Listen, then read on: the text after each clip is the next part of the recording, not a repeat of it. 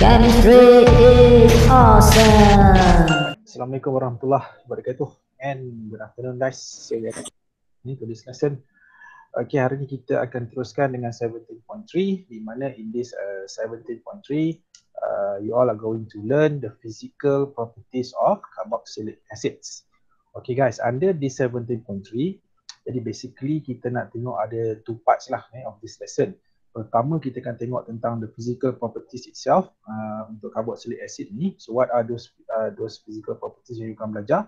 Yang pertama adalah boiling point, dekat didih, and second is solubility, keterlarutan. Okay, dan keterlarutan kat sini ataupun solubility kita tengok dalam dua medium lah. Satu kita tengok solubility in water, dalam air, dan satu lagi solubility of carboxylic acid in organic solvent. And then untuk the second part of this lesson, kita akan tengok juga sedikit tentang acidity of carboxylic acid, dan kita akan cuba compare dengan, kalau you guys masih lagi ingat, previously dalam topik alkohol kita juga pernah sentuh tentang acidity kan. Jadi kali ini kita akan cuba compare carboxylic acid dengan alkohol dan juga phenol. Okay, and then kita juga akan tengok what if kalau carboxylic acid itu ada halogen.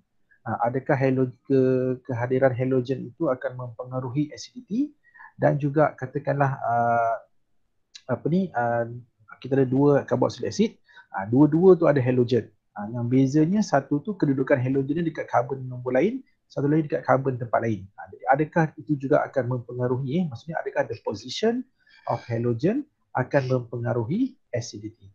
Okay, so itu apa you akan tengok dalam the second part of this lesson. So let's start with the first part dulu. Guys, kita akan start dengan physical properties yang pertama, which is boiling point. Okay guys, carboxylic acid. Okay, kalau kita compare dia dengan for example alkohol ataupun ketone ataupun aldehyde yang mempunyai similar molecular weight. Ingat lagi kan, bila saya sebut similar molecular weight ni maksudnya apa? Maksudnya dia punya beza mestilah less than 10, equal to or less than 10 grams per mole. Jadi kalau perbezaan ni adalah sama atau kurang daripada 10, kita akan anggapkan compounds itu adalah similar dia punya molecular weight. Jadi sekarang ini kalau kita ada carboxylic acid, kita ada alkohol, kita ada ketone ataupun aldehyde, yang mana dia punya molecular weight tu hampir sama ataupun kurang daripada 10. So kita akan katakan ini adalah, kita buat comparison compounds yang mempunyai similar molecular weight lah. Jadi dalam kes ni guys, carboxylic acid akan mempunyai higher boiling point. Nak tahu tak kenapa? Reason dia sebab dalam carboxylic acid, dia punya molecules ni guys, dia adalah closely packed. Okay, dia sangat disusun dengan sangat rapat tau. Sangat rapat. Maksudnya antara carboxylic acid dan carboxylic acid, they are closely packed dalam satu structure. Dan kalau you nak tahu, satu yang unik tentang carboxylic acid ni yang tak berlaku dekat organic compound yang dah belajar sebelum ni adalah carboxylic acid guys, dia boleh membentuk satu structure yang kita sebut sebagai dimers. Pernah dengar tak dimers? Nanti saya akan tunjukkan macam mana structure dimers. Lepas ni saya akan tunjuk pada you all. Okay, di mana this dimers ni, structure dimers ni sebenarnya dia macam ni tau. Dia melibatkan hydrogen bond. Dan you all pun dah tahu kan, dah belajar ni dalam chapter 4 last semester. Okay, di mana kita tahu hydrogen bond ni actually adalah intermolecular forces yang very very strong. Kalau kita compare dia dengan van der Waals, hydrogen bond adalah far, kita katakan greater, dia punya strength tu, dia punya kekuatan tu lagi kuat berbanding dengan van der Waals. Okay, jadi sekarang saya nak tunjukkan pada you all ni macam mana yang dikatakan. Okay, structure dimer tu, sekejap kita tekan pula. Okay, kasih tengok Okay. Apa ni? Okay. Right. So ini ada guys yang dikatakan structure dimer. Apa itu dimer? Dimer ni macam ni tau. Every two molecules ataupun every two carboxylic acid, dia akan form satu structure dimer. Boleh faham Jadi kan dimer ni, di ni maksudnya dua lah. Kalau banyak kita sebut polymer. Itu polymer, poly means banyak kan, banyak, sangat banyak. Tapi kalau dua macam ni kita sebut dimer. Jadi sekarang ni for every 2 molecules of carboxylic acid, dia akan form satu structure dimer. Jadi macam mana dimer ni terbentuk? Okey, kalau kita lukiskan carboxylic acid macam ni kan, dia ada C double bond O, OH. Okey guys, sekarang ni dekat O ni yang ada C double bond, yang buat double bond dengan C ni, O yang buat double bond dengan C ni kan, dia ada lone pair. Okey, dia ada lone pair. Jadi this lone pair akan menyebabkan apa? Dia akan menyebabkan katakanlah ada satu lagi carboxylic acid yang berdekatan. Okey, macam ni. Kan? So ini H ni dan H ni terikat dengan apa guys? H ni terikat dengan O. Dan H ni attracted to lone pair of this O of another carboxylic acid. Maksudnya dia akan form hydrogen bonding. And dekat this carboxylic acid juga, kalau guys tengok okay, dia pun ada O dan ada lone pair. Dan H of this carboxylic acid bonded to O kan. Dan this H akan attracted to this lone pair. Jadi maksudnya apa tahu? Maksudnya every 2 molecules of carboxylic acid ni dia akan buat 2 hydrogen bond with each other. 2 hydrogen bond lah. Macam lah kalau you bayangkan dia macam tu.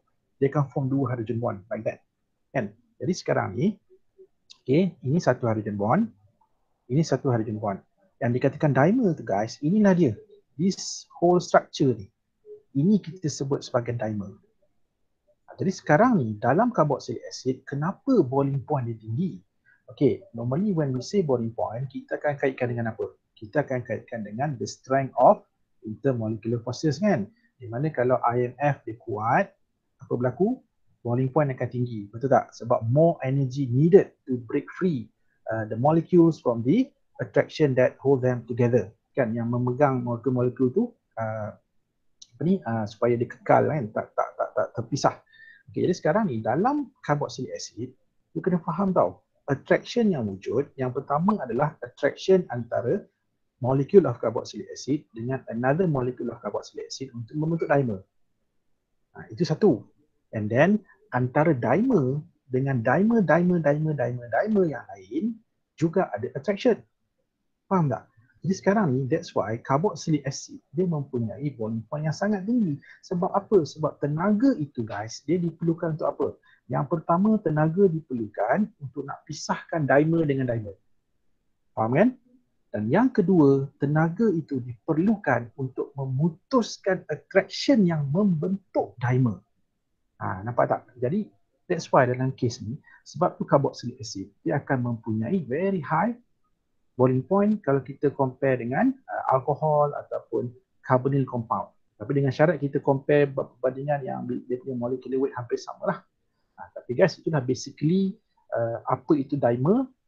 Dan macam mana dimer ini boleh mempengaruhi tingginya boiling point of carboxylic acid. Jadi ingat guys, ingat carboxylic acid, ingat dimer. Bila ada dimer, okay, maksudnya dia punya boiling point itulah. Dimer ni akan menyebabkan boiling point carboxylic acid tadi jadi tinggi guys. Okay, so that's it. Itulah yang dikatakan. Okay, macam manalah dimer ni mempengaruhi boiling point of carboxylic acid. Okay, the second properties yang kita akan tengok adalah solubility. Okay, untuk solubility ni, kan saya dah mention awal-awal tadi kan, kita akan tengok dalam dua keadaan. Yang pertama, kita akan look at solubility of carboxylic acid in water, dalam air dulu. Okay guys, okay, dia macam ni. Kalau kita tengok balik pada structure carboxylic acid, RC double bond O, OH kan? Okay, sekarang kita tahu carboxylic acid ni dia adalah soluble in water. Ingat, dia sangat larut dalam air. Sebab apa? Because of dalam structure carboxylic acid ni kan, dia ada lone pair pada O ni. Dan dia juga ada H yang bonded to O. So ini menyebabkan apa? Ini menyebabkan carboxylic acid ni guys, dia boleh membentuk ataupun dia boleh wujudnya hydrogen bonding antara carboxylic acid and the carboxyl of the carboxylic acid molecule. Ataupun in other words, kenapa carboxylic acid boleh larut dalam air? Sebab carboxylic acid boleh membentuk hydrogen bond with water molecules. Okay, so that's why carboxylic acid adalah soluble in water. Reasonnya because capability tu, dia ada capability untuk form hydrogen bond with water. Sebab itulah carboxylic acids are soluble in water. Okey, itu yang pertama yang guys kena tahu. Okey, apa lagi tentang solubility in water ni guys? Dia macam ni. Itu tadi kita cerita secara umum secara umum yes, carboxylic acid memang larut dalam air. Tetapi guys, keterlarutan carboxylic acid dalam air ni juga dia actually bergantung kepada bilangan karbon dia. Normally carboxylic acid yang mempunyai bilangan karbon 4 dan ke bawah, okey, contohnya 1, 2, 3 ataupun 4 carbon atom. Contohnya apa? Methanoic acid, ethanoic acid, propanoic acid, butanoic acid. Okey, these acids ataupun the first 4 carboxylic acids ini, they are completely soluble in water. Sangat-sangat larut dalam air. Tetapi however, bila bilangan karbon tu dah menjadi 5 dan ke atas. 5 dan ke atas. Contohnya apa? Pentanoic acid, hexanoic acid, heptanoic acid, octanoic acid, okay? Nonanoic acid, decanoic acid, 10 karbon kan. So, dalam kes bila bilangan karbon dalam carboxylic acid tu menjadi 5 karbon ke atas, so apa berlaku adalah solubility ataupun keterlarutan dalam air jadi makin kurang. Dia macam ni tau. Bila bilangan karbon bertambah, solubility berkurang. Dia seolah-olah macam inversely proportional lah. Bila bilangan bertambah, karbon banyak, so dia punya solubility makin rendah. Okay, now let's look at the reason. Kenapa? Kenapa kan? Okay, dia macam ni. Kalau kita tengok pada carboxylic acid guys, apa yang menarik dengan carboxylic acid ni, dia ada 2 region tau. Okay, saya tunjukkan dekat screen. Okay, dia ada 2 region. Kawasan yang karboksil ni guys, okay, karboksil ini kita sebut sebagai kawasan hydrophilic. Tahu hydrophilic? Suka air. File macam electrophile lah. Electrophile means suka elektron. So hydrophilic means suka air. Suka air kat sini maksudnya dia boleh buat hydrogen bond with water. Okay, dia boleh membentuk attraction dengan water molecule. Okay, dan alkyl ni pula guys, ni alkyl ni pula adalah hydrophobic. Hydrophobic. Apa hydrophobic? Tak suka air. Okay, jadi siapa yang tak suka air tu dia hydrophobic lah. Okay, so itu maksud hydrophobic. Maksudnya hydrophobic ni means hates water. Senang cerita lah, dia tak suka air kan. Okay, water hating. Kalau hydrophilic, water loving. Itu dalam segi bahasa dia maksud dia macam itulah. Okay, dia macam ni. Bila bilangan karbon ataupun rantai karbon itu of carboxylic acid is getting longer and bigger, so apa jadi adalah this hydrophobic region ataupun this hydrophobic area akan increases. So bila hydrophobic area ini increases, dia akan menyebabkan apa tahu? Dia akan menyukarkan, dia akan menjadikan carboxylic acid itu nak membentuk hydrogen bond dengan water molecule, dia akan jadi susah. Disebabkan oleh adanya hydrophobic area yang besar. Boleh faham kan? So itu yang akan menyebabkan solubility in water akan decrease guys. Okay, saya bagi satu contoh lah. Hopefully contoh ini membantu you all faham dengan lebih mudah. Okay, katakanlah you all berapa orang? 19 orang kan dalam kelas. 19 of you. Katalah satu hari. Okay, ni kita cerita kalau you dah boleh dah bebas sampai keluar lah kan. You pergi satu trip, satu field trip, pergi mana? Katalah kita pergi Kelang Balak. Dari jauh lah pergi ke Kelang Balak nak mandi laut.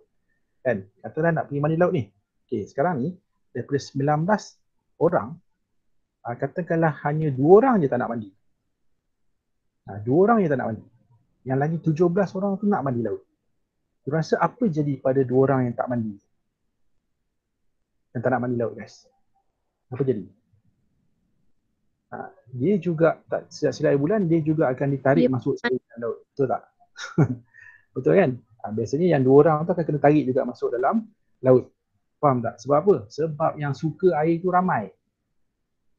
Yang apa kita katakan yang nak mandi tu ramai. Jadi maksudnya yang 2 orang tu pasti akan tarik sekali lah. Okay, itu kes yang pertama. Cuba kita reverse the story. Kita tukar dalam cerita pula. Pergi field trip, pergi pangkalan badak, nak mandi laut. Rupa-rupanya yang nak mandi tu 2 orang je. 17 orang tak nak mandi. Lepas tu satu kelas tu akan mandi laut. Tu rasa-rasa. Takkan yang 2 orang ni nak tarik yang 17 orang ni masuk dalam? Mustahil kan? Setiap bulan semua pun tak mandi. Pergi tempat lain. Boleh faham tak? Boleh faham maksud saya? Itu analogi dia macam tu lah. Okay, maksudnya the bigger dia punya hydrophobic area tu, dia akan menyebabkan ketelarutan itu jadi makin susah. Makin susah. Sebab tu kalau kita tengok contohnya bila start saja daripada pentanoic acid onward, daripada pentanoic acid ke atas, pentanoic, hexanoic dan ke atas lah. So dia akan jadi makin susah, makin susah, makin susah, makin susah larut. Dia bukan tak larut langsung tau. Dia still soluble tetapi dia akan jadi kurang. Dia akan jadi less and less and less soluble. Dia bukan insoluble tak, dia still soluble, cuma solubility itu akan berkurangan guys. Okay, so ingat ini adalah faktor lah, faktor yang menentukan solubility of carboxylic acid in water, the size of the alkyl group. Kalau alkyl itu besar, solubility akan berkurangan. Okay guys, seterusnya kita tengok pula tentang aromatic carboxylic acid. Kalau aromatic carboxylic acid, ini a different story. Aromatic carboxylic acid ni, walaupun dia aromatic ring ni cuma 6 carbon saja kan, benzene ring. Tetapi kehadiran this benzene ring, dia akan menyebabkan apa tau? So benzene ring ni walaupun nampak dia ada 6 carbon je, tapi dia punya surface area actually adalah sangat besar. Sangat besar tau. So dia akan menyebabkan apa? Dia akan menyebabkan dia punya hydrophobic area juga besar. Jadi normally when it comes to aromatic carboxylic acid, contohnya macam apa? Benzoic acid, for example, benzoic acid. Dia adalah slightly soluble in water. Dia akan sangat kurang larut di dalam air. Okey, so ini untuk case ni lah. Kalau kita ada benzoic acid. Nice. Okey, seterusnya. Okay, kita buat satu soalan ni. Nak tengok you all dah faham atau tidak. Ni arrange in a descending order the solubility of water in water of the following carboxylic acids. Jadi kita ada apa kat sini? Pertama kita ada what is this? Kita ada butanoic acid. Kita ada 1 2 3 4 5 pentanoic acid. Kita ada apa ni? Apa ni? Ini adalah dioic acid kan? Kita ada apa ni? 1 2 3 4 5. Sorry, 1 2 3 4 5 kita ada pentane dioic acid 2-methyl pentane dioic acid, and then kita ada benzoic acid guys. So macam mana ni? Dia nak in order of descending. Maksudnya kita susun daripada yang paling acidic kepada paling soluble kepada less soluble. Most soluble kepada least soluble. You rasa mana satu yang paling soluble dalam air? Nombor 3. Yes, kenapa nombor 3? Sebab dia ada 2 apa tu nama dia? Apa tu nama dia? 2 COOH tu. Carboxyl. Carboxyl. Cuba sebut. Sebutlah. Sebutlah. 2 karboxil. Ya, betul. Dia ada Karboxil. 2. Kenapa susah sangat nak sebut ni? Carboxyl. Carboxyl. Kereta car, box kotak, kan? Seal, carboxyl. Dia ada 2 carboxyl kan? Dia ada 2 carboxyl. Okay, so sebab tu bila ada 2 carboxyl, maksudnya apa? Hydrophilic area dia besar lah. Maksudnya the more hydrogen bond dia boleh buat. That's why kalau ikut kat sini, kalau kita susun, yes betul, compound 3 is the most soluble. Lepas tu followed by yang kurang sikit, yang rendah sikit pada dia. 1. Yes, 1. Sebab apa? Bilangan karbon dia 4. Nampak tak? Bilangan karbon dia 4. Okay, and then 4 kan? Structure 4. Sebab itu bilangan karbon dia 5. And then yang paling kurang acidic adalah benzoic acid. Sebab apa? Sebab benzoic acid adalah aromatic carboxylic acid. Okay, kelas ingat Jadi walaupun kalau you tengok dekat sini, kan, saya takut you keliru walaupun this carboxylic acid dia ada 4 carbon. Okey, carboxylic acid 1 2 3 4 5. Okey, ada 5 carbon. Tapi jangan you keliru pula. Ini kenapa dia paling tinggi? Sebab reason dia ada 2 karboksil. Jadi obviously kita nampak bila ada 2 karboksil, dia akan paling larut sebab dia akan paling senang untuk form hydrogen bond with water. Lagi senang untuk dia soluble dalam air. Okey, tapi kalau kita compare 1 dengan 4, yes, 4 ni lagi kurang larut daripada carboxylic acid yang pertama ni. Sebab apa? Sebab ini 4 carbon. Ini ada 1 2 3 4 5. Dia ada 5 carbon. Kita bincang tadi, sekiranya kalau ada satu saja karboksil, kalau bilangan alkil dia lagi banyak, lagi besar, so itu akan mengurangkan dia punya keterlarutan. Yang benzoic acid ni you all pun dah faham lah, sebab dia adalah aromatic carboxylic acid. Sebab tu dia yang paling kurang larut dalam air. Okay, so kita teruskan dengan property yang seterusnya guys. Kita tengok pula so keterlarutan carboxylic acid dalam non-polar solvent. Okay, apa contoh non-polar solvent? Yang you all biasa dengar. Apa? Benzin, ether, itu semua adalah satu contoh non-polar solvent lah. So kita tengok non-polar solvent ni. Okay, macam mana pula keterlarutan dia carboxylic acid ni? Okay, carboxylic acids are soluble in non-polar solvent. Maksudnya, tak kisah whatever the size of carboxylic acid itu guys, semua carboxylic acid adalah larut dalam non-polar solvent. Contohnya yang commonly used adalah benzin lah. Okay, yang dikatakan sebagai non-polar solvent ni. Kenapa? Reason dia because carboxylic acid boleh buat van der Waals forces dengan non-polar solvent. Okay, saya tunjukkan macam mana dikatakan dia boleh buat van der Waals forces tu. Okay, contohnya, ini carboxylic acid. Kita tahu carboxylic acid tadi membentuk structure dimer kan. So, apa berlaku adalah bila kita larutkan carboxylic acid dalam benzin, apa yang berlaku ni guys, hydrophobic ni, alkyl ni dengan benzin ni, dia boleh form van der Waals forces. Okay, sekarang kita tahu antara dua carboxylic acid ni dia akan form hydrogen bond. Tetapi antara alkyl of carboxylic acid dengan benzin tu, non-polar solventnya dalam contoh kes ni saya gunakan benzin ni. Okay, so dia boleh membentuk van der Waals forces. Akan ada van der Waals forces attraction antara alkyl of carboxylic acid dengan non-polar solvent. Jadi bila ada attraction means dia bolehlah larut dalam non-polar solvent. So that's why in this case, semua ni kita cerita semua. Jangan pula you tanya pula, semua tu yang mana satu? Semualah. Semua nak tanya lagi mana satu kan. Semua carboxylic acid larut dalam non-polar solvent guys. And ini dah reason dia.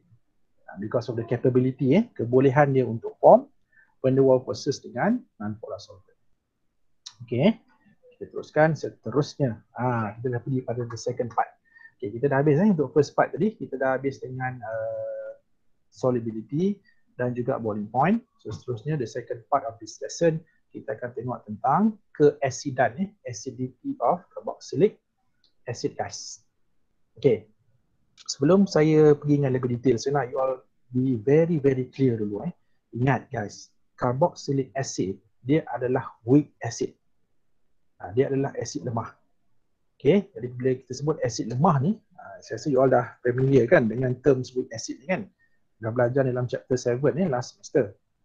Okay, dan sekarang ni apa factors yang menentukan acidity of this carboxylic acid? Jadi basically guys, ada two factors. Ada two factors yang akan kita katakan affect acidity of carboxylic acid ni. So what are those two factors? Yang pertama kita ada resonance effect. Okay, resonance effect. And the second, Sekejap, saya punya ni dah tak betul pula. Sekejap kelas Okay. Dan yang kedua guys, ni. Saya punya animation ni dah tak betul. Okay. Okay, dan yang kedua adalah inductive effect. Jadi these are the two factors. Guys, these are the two factors, resonance effect dan juga inductive effect. Di mana inductive effect ni dia lebih kepada macam mana kedudukan atom tu. Okey, kedudukan atom especially electron withdrawing group lah. Macam mana dia mempengaruhi electron density. Okey, pada the whole structure tu. Itu tak apa, nanti lagi kita akan tengok apa beza antara resonance effect dengan inductive effect. Okey, kita start dengan ni dulu. Okay, hopefully dia punya animation ni okey lah. Okay, kita tengok yang pertama, what we call as resonance effect. Okay guys, okay, since carboxylic acid tadi adalah apa? Weak acid kan?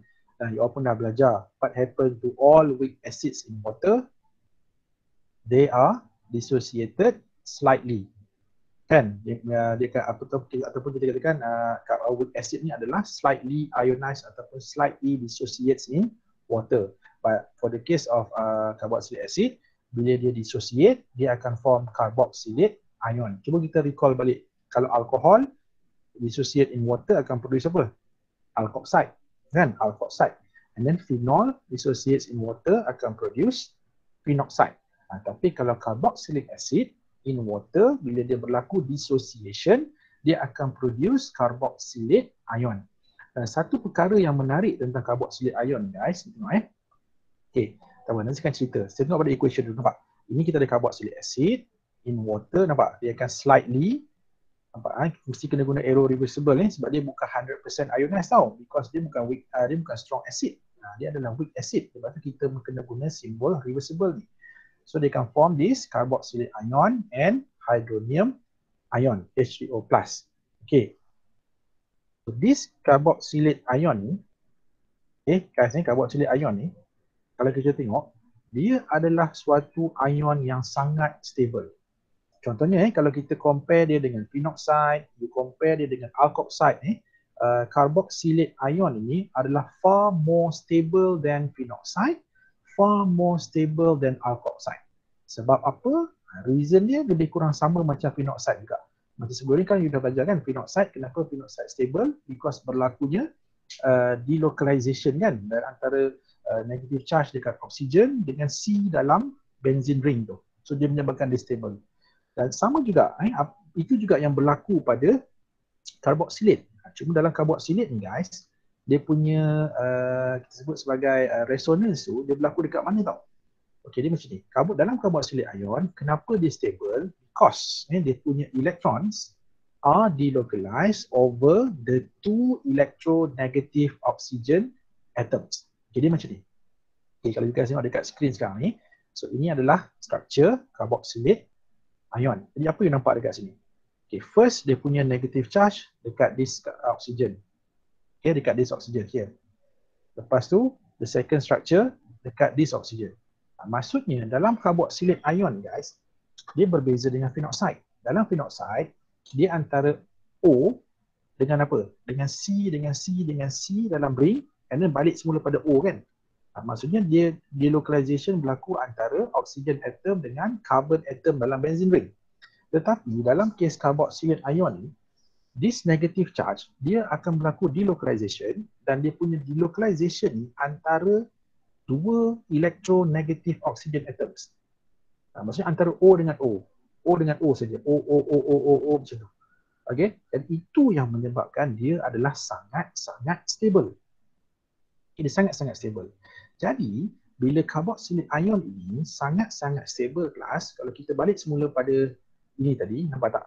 Kita tahu untuk carboxylate ion ni terbentuk, reaction ni dia kena berat sebelah mana? Dia kena shift to the right kan?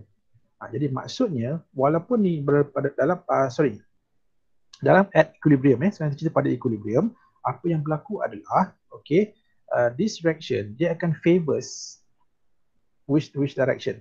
Dia akan favors to the right punya direction, ataupun dia akan favors reaction yang forward reaction. Sebab apa? Sebab dia akan produce more of carboxylate ion.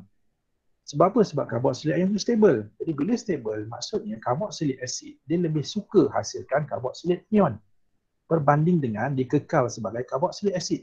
Dan sekarang ini untuk carboxylic acid nak jadi carboxylate ion, carboxylic acid perlu lepaskan H+.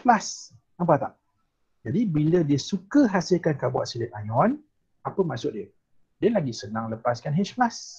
Bila senang lepaskan H+, bukankah itu ciri-ciri stronger acid? Kan stronger acid adalah acid yang senang untuk lepaskan dia punya H+. Ataupun senang cerita dia punya ion tu susah nak terima balik H+. Sebab tu dalam kes ni, bila karboksilat ion sangat stable, so this carboxylic acid suka nak hasilkan carboxylic ion. So bila dia suka nak hasilkan carboxylic ion, maksudnya dia lebih senang nak lepaskan hydrogen ion ataupun nak lepaskan H+ ataupun proton kan kita panggil kan. Okay, so that's why dalam this case, sebab itulah kalau kita compare dengan phenol, you compare dengan alcohol, carboxylic acid actually adalah stronger acid berbanding phenol dan alcohol. Okay, so itulah sedikit explanation lah, hopefully membantu you all untuk faham. Okay, tak apa, cuba kita tengok sekali lagi kenapa carboxylic acid ni kalau kita compare dengan phenol, dengan alcohol, dia lebih acidic. Okay, tadi saya dah mention dalam carboxylic acid, dia punya carboxylate ion itu is resonance stabilized. Dia distabilkan secara resonan, di mana dia punya negative charge itu are delocalized over two electronegative oxygen atoms like this. Nampak tak? Ni bila carboxylic acid in water, they can slightly ionize, so they can form carboxylate ion kan. Dan carboxylate ion itu akan berlaku resonance. Dia akan berlaku delocalization untuk membentuk two resonance structures. Ada dua resonance structures of carboxylate ion. Dan since dia punya negative charge ni are delocalized over these two electronegative oxygen atom, so itu menjadikan carboxylate ion ini sangat stable guys. Sangat-sangat stable. Okay, jadi bila sangat-sangat stable, sebab itulah carboxylic acid, dia lebih cenderung untuk menghasilkan this carboxylate ion. So itu menjadikan dia dia lebih tinggi. Lebih tinggi dia punya acidity berbanding dengan phenol. Okay, phenol, kita tengok pula phenol Phenol in water, dia akan produce phenoxide. Kan, dia akan dissociate to produce phenoxides. Dan phenoxide ion ni pula, dia juga berlaku delocalization guys, dengan dia punya negative charge tu. Tetapi, delocalization di dalam phenoxide, dia berlaku dekat mana? Dia berlaku antara O dengan C, dengan C, dengan C, dengan O, dengan C, dengan C, dengan C, dengan O. Nampak tak? Maksudnya, dia delocalization tu, dia bukan berlaku antara atom yang elektronegatif. Nah, dia berbeza dengan carboxylate. Dalam carboxylate, dia punya delocalization tu antara O dengan O, O dengan O, O dengan O, macam tu. Tapi dalam phenoxide, dia O, C, C, C, O, C, C, C, O. Ni macam tu lah. Kan, kalau kita nak tengok pada structure resonance kan. Okay, ini yang menyebabkan phenoxide ni, dia less stable. Dia less stable berbanding carboxylate. Ingat itu beza dia. Itu beza dia. Okey, jadi sekarang ni kalau kita tengok that's the reason why carboxylic acids are more acidic than phenols due to the stability tadilah. Phenoxide ion is more stable than carboxylate ion is more stable than phenoxide ion. Okay, now alcohol pula. Kenapa alkohol the least acidic? Reason dia pula, alkohol, kenapa dia the least acidic? Sebab dalam alkohol, apa? Tengok alkoxide ion. Dalam alkoxide ion, berlaku tak delocalization? Berlaku tak delocalization? Tak kan?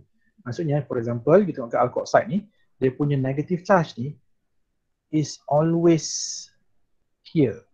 Negative charge itu tak pergi mana-mana guys. Dia akan sentiasa dekat this oxygen. Dia tidak berlaku delocalization. It's always here and forever. Maksudnya dia sentiasa ada di sini. Jadi bila dia tidak berlaku delocalization, apa implication dia? Dia ada dua. Bila tak berlaku delocalization, alkoxide ion jadi kurang stable. So bila kurang stable, apa berlaku? You rasa alkohol suka ke nak buat forward reaction? Adakah alkohol lebih suka nak jadi alkoxide ataupun alkohol lebih gemar untuk remain sebagai alkohol dalam air? You see which one dia akan pilih? Dia akan lebih gemar untuk kekal sebagai alkohol sebab untuk jadi alkoxide tak stable. Kan bila tak stable, So apa berlaku? Okay, alkoxide ni akan mudah untuk terima balik H+ ni. Nampak tak? Alkoxide akan lebih mudah untuk terima balik H+ untuk balik semula jadi alkohol. Ataupun in other words, apa? Alkohol susah nak lepaskan H+. Sebab kalau dia lepaskan H+, dia akan jadi alkoxide dan alkoxide ni tak stabil. Nampak tak? Jadi bila berlaku dissociation, tak banyaklah alkohol yang akan dissociate. Sikit je lah alkohol yang akan dissociate. Dia tak macam phenol. Phenol akan banyak, akan dissociate sebab phenoxide tu stable. Tapi kalau carboxylic acid, lagi banyak yang akan dissociate. Sebab carboxylate lagi stable daripada phenoxide. Faham itulah yang dikatakan why, okay, in this case, kenapa alcohol is less acidic than phenols. Jadi secara kalau kita gabungkan ketiga-tiga ni, the most acidic adalah carboxylic acid, second adalah apa? Phenol, dan the least acidic adalah alcohol. Okay guys, inilah yang kita sebut sebagai resonance effect. Jadi bila kita akan apply resonance effect ni, apabila we are comparing contohnya alkohol, carboxylic acid dan phenol. Normally kalau you diberi compounds yang macam ni, bila diminta suruh compare acidity, kita akan compare berdasarkan faktor resonance effect. Okay, seterusnya kita pula faktor yang kedua. Apa? Ini guys. Okay, inductive effect. Ini the second factor. Okay, inductive effect ni pula, dia bila kita compare antara alkohol dengan alkohol. Alkohol pula. Carboxylic acid dengan carboxylic acid. Okay, bila kita akan apply inductive effect ni, okay, saya tunjukkan contoh. Okay. Kenapa jadi macam ni? Sekejap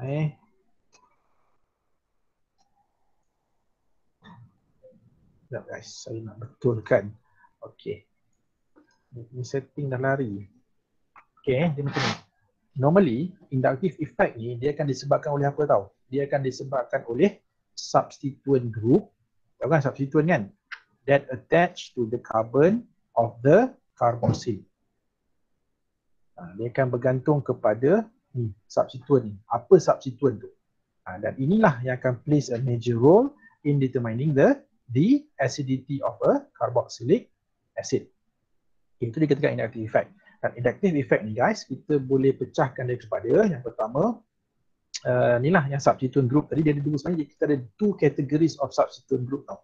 Kita ada yang pertama, apa yang kita sebut sebagai EDG atau EDG, electron donating group.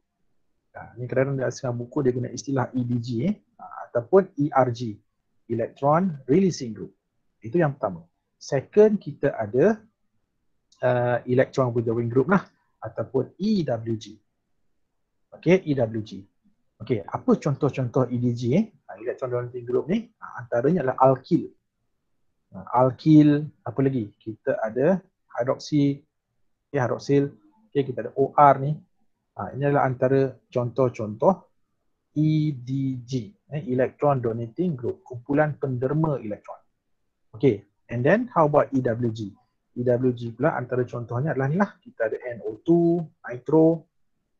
Okey, kita ada nitro. Kita ada contohnya halogens such as fluoro, chloro, bromo, iodo. These are examples of EWG, electron withdrawing group. Jadi sekarang ni kita akan tengok sekiranya dalam carboxylic acid itu ada kehadiran EDG ataupun EWG ni, dia akan mempengaruhi acidity of that particular carboxylic acid. Sekarang saya nak ceritakan macam mana this EDG ataupun EWG ni akan mempengaruhi acidity of carboxylic acid.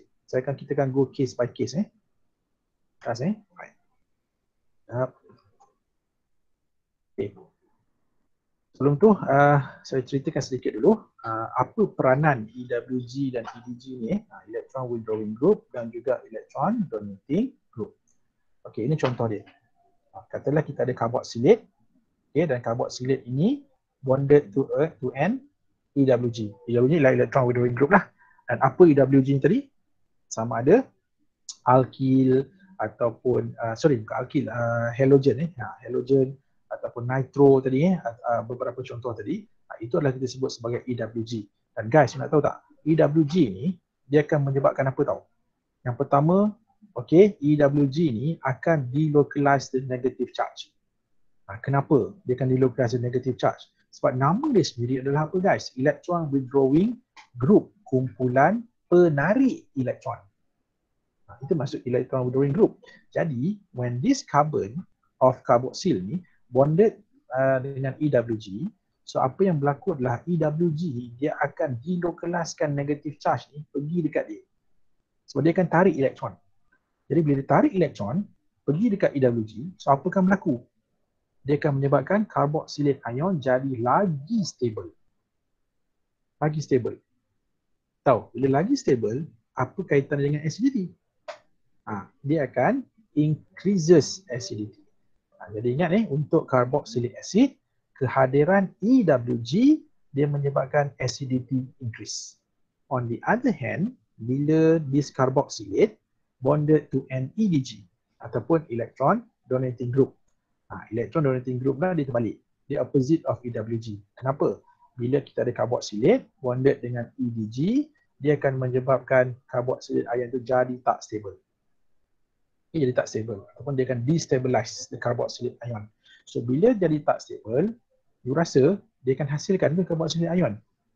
Maksudnya apa akan berlaku adalah dia takkan hasilkan carboxylate ion ni. So in this case, dia akan terima balik H+. Sebab apa dia akan terima balik H+? Dia macam ni tau guys. Kita tahu EDG ni adalah kumpulan penderma elektron kan? Electron donating group. Jadi bila this carboxylate, carboxylate ni bonded dengan EDG, EDG ni akan bagi elektron. Sebab nama dia pun kumpulan penderma elektron. So dia akan menyebabkan elektron density dekat carboxylate ion jadi makin bertambah. Bila elektron density bertambah, maksudnya carboxylate ion ni dia akan jadi lagi senang untuk terima balik H+. Nampak tak? So bila senang nak terima H+, maksudnya kurang acidic. Sebab tu lah the presence of EDG dia akan mengurangkan acidity. So that's why in this case, acidity akan decreases. Nampak tak kesan kehadiran EWG dengan kesan kehadiran EDG. Tak apa guys, kita tengok case by case, so hopefully you boleh nampak Yang pertama kita tengok sebelum saya pergi pada contoh-contoh macam mana. Always remember like this dia macam ni tau. Kan saya dah mention tadi kan, apa yang akan meningkatkan acidity? The presence of EWG. Jadi sekarang ni kita tahu acidity of carboxylic acid yang pertama guys, dia akan bergantung kepada the strength of the electron withdrawing group present. Strength ni maksudnya dia merujuk kepada electronegativity. Kalau dia adalah atom yang more electronegative, apa akan berlaku? Acidity akan bertambah. That is the first. Then second, bilangan. Bilangan EWG yang terdapat dalam chain tu.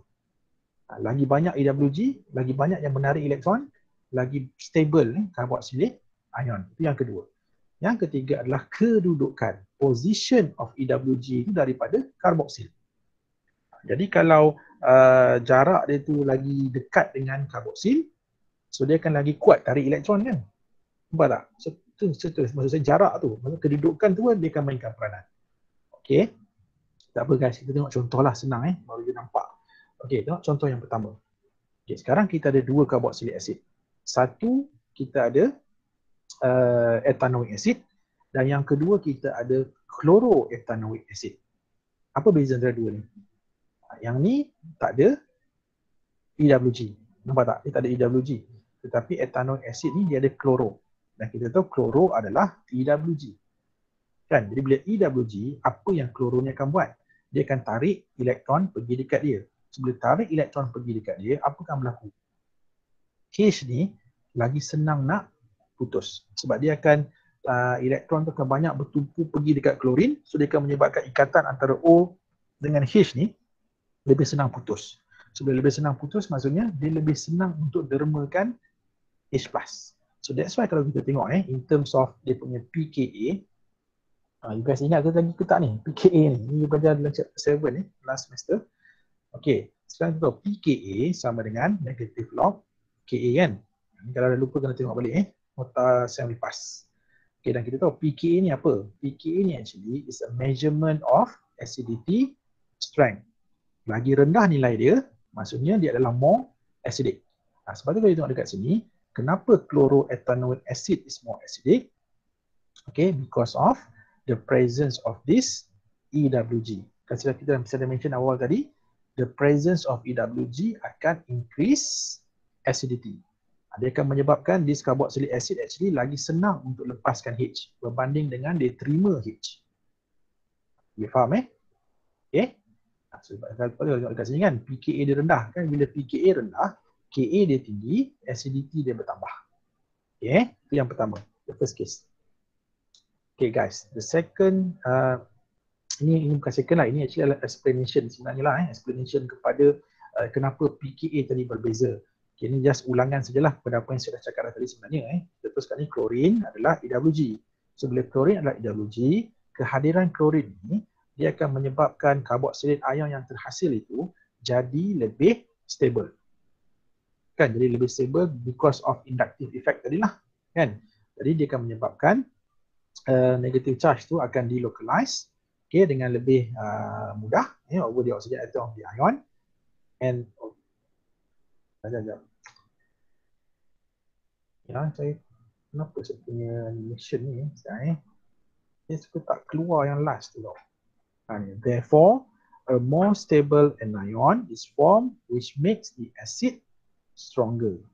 Okay, ini actually satu cara nak explain lah. Ataupun sebenarnya kita juga boleh explain macam saya cakap tadi lah, bila ada EWG, apa? H ni dia lagi senang dilepaskan. Sebab kalau kita balik semula kepada faktor acidity tu, kan acidity ni bergantung kepada kesenangan acid itu untuk lepaskan H kan. So lagi senang dilepaskan H+, so dia adalah more acidic. Jadi samalah. Cuma ni dia explain in terms of carboxylate ion tu. Tapi kalau you nak explain in terms of the ease of untuk H ni untuk dilepaskan, okay, pun boleh juga sebenarnya. Okay, kita tengok case yang kedua. Okay, untuk case yang kedua, kita ada ini guys. This compound dengan this compound. Okay, apa beza dia? Kali ini adalah faktor apa?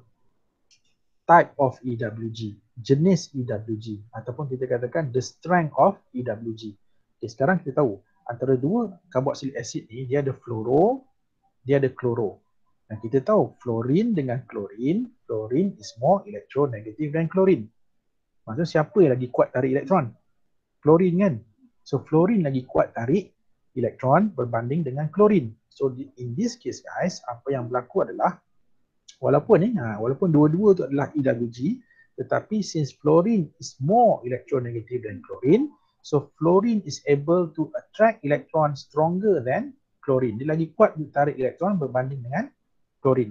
So ini menyebabkan apa? Menyebabkan delocalization dalam 2-fluoropropanoid ion itu, okay, lagi kita katakan lagi tinggilah berbanding dengan delocalization dalam 2-chloropropanoid ion.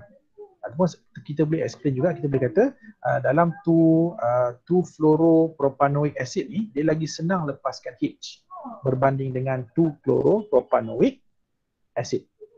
Okay, so boleh semua orang Okay, so ini menjadikan kalau in terms of carboxylate ion, 2-fluoropropanoid itu actually adalah more stable berbanding dengan 2-chloropropanoid ion. So that's why in this case acidity of 2-fluoropropanoid acid actually adalah greater than, okay, lebih acidic daripada 2-chloropropanoic acid. Okay. Sorry lah guys, saya punya animation ni dia dah hara ni. Okay, yang last ni mesti takkan keluar. Tengok. Okay, tak apa. Okay, kita tengok yang seterusnya lah. Seterusnya adalah faktor apa tau? Seterusnya adalah faktor bilangan. Okay, bilangan EWG.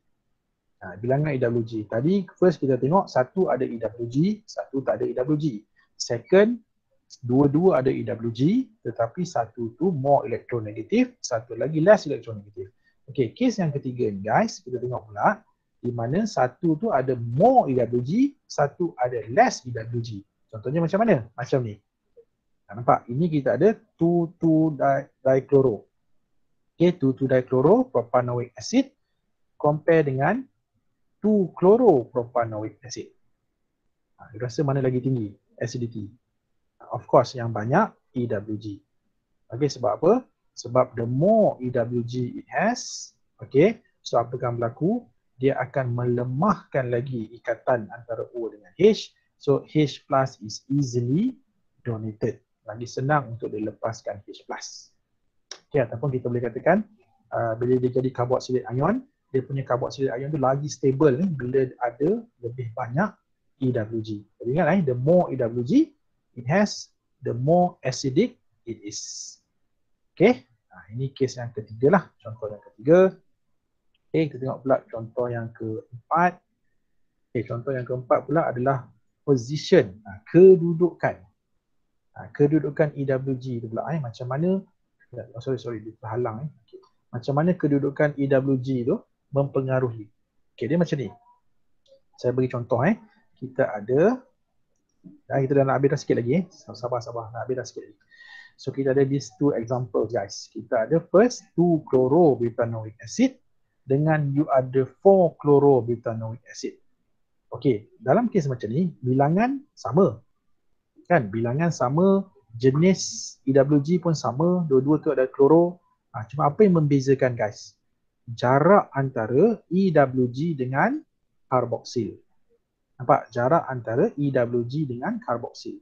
Jadi bila jarak dia makin jauh daripada karboksil, apa akan berlaku? Lagi senang ke lagi susah nak tarik elektron? Lagi susah kan bila jarak jauh. So dalam kes ni, kita kena ingat macam ni. The closer the distance of the EWG to the karboksil, dia akan increasekan acidity. Jadi dalam kes ni guys, jarak antara chlorine atom dengan karboksil group tu, okay, kalau kita tengok untuk 2-chloropropanoic acid adalah lebih dekat kan berbanding dengan 4-chloro propanoic acid. Jadi dalam kes ini kalau kita tengok a greater distance bila jarak itu lagi jauh, dia akan memberikan kita katakan less lah dia punya inductive effect tu. Sebab inductive effect ni dia bergantung pada jarak tau. Kalau jarak tu lagi jauh, lagi susah nak tarik elektron. So, lagi susah nak tarik elektron, so dia akan menyebabkan dia akan jadi less acidic. Jadi in this case guys, okay, ingat a greater distance daripada karboksil, dia akan menyebabkan acidity itu jadi rendah. Okay, jadi in this case kita akan dapat lah. Okay, and then seterusnya, what if pula kalau kita ada ERG ataupun EDG. Kalau tadi yang kita cerita tu kalau kita ada EWG, dia actually kalau EDG ni dia opposite of EWG. Dia macam ni tahu. Okay, sebab kita tahu alkyl sebagai contoh, alkyl adalah ERG, electron releasing group. Jadi kehadiran electron releasing group ni actually dia akan merendahkan lagi acidity. Contohnya kan dalam kes ethanoic acid, alkyl ada 2 saja karbon. Tapi kalau dalam propanoic acid bilangan karbon ni lagi banyak kan, ataupun dia alkyl tu lagi besar.